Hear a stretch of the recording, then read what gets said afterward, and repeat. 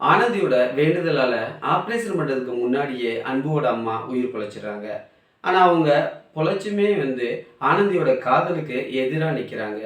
அன்புவ தனியா கூப்பிட்டு, "நீ துளசிய கல்யாணம் பண்ணிக்குவேன்னு சொல்லி சத்தியம் பண்ணுன்னு" சொல்லி சத்தியம் கேட்குறாங்க. "என்னம்மா இந்த நேரத்துல நீங்க இந்த விஷயத்த பேசலாமா? இப்பதான் நீங்க சரியா இருக்கீங்க.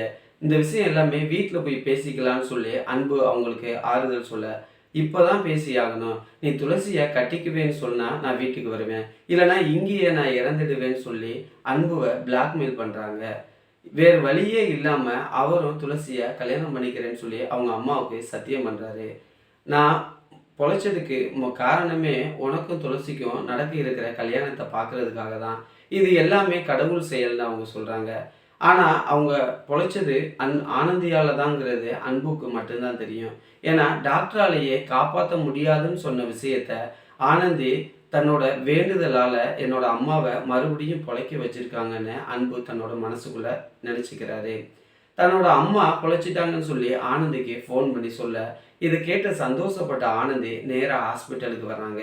ஆனா ஆனந்திட்ட அவங்க அம்மாட்ட அவரு செஞ்சு குடுத்த சத்தியத்த சொல்றாரு. "உனக்கு நான் துரோகம் பண்ணிட்டேன் ஆனந்தி. என்னோட அம்மா என்ட்ட துளசிய கல்யாணம் பண்ணிக்க சொல்லி சத்தியம் வாங்கிட்டாங்க.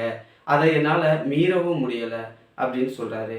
இத கேட்ட ஆனந்திக்கு ஒரு பக்கம் வருத்தம் தான். ஆனாலும், நீயும் உங்களோட குடும்பமும் சந்தோஷமா இருக்கிறதே எனக்கு போதும். அத தவிர எனக்கு வேற எதுவுமே தேவையில்ல. இத விட எவ்வளவு கஷ்டம் வந்தாலும் நான் தாங்கிக்குவேன்னு" சொல்லி அவங்களாவே அவங்களுக்கு ஆறுதல் சொல்லிக்கிறாங்க. இதையும் மீறி அவர் செஞ்சு கொடுத்த சத்தியத்தையும் மீறி அன்பு ஆனந்திய கல்யாணம் பண்ணிக்குவாராங்கிறது வரப்போற எபிசோட்ல தெரியும்.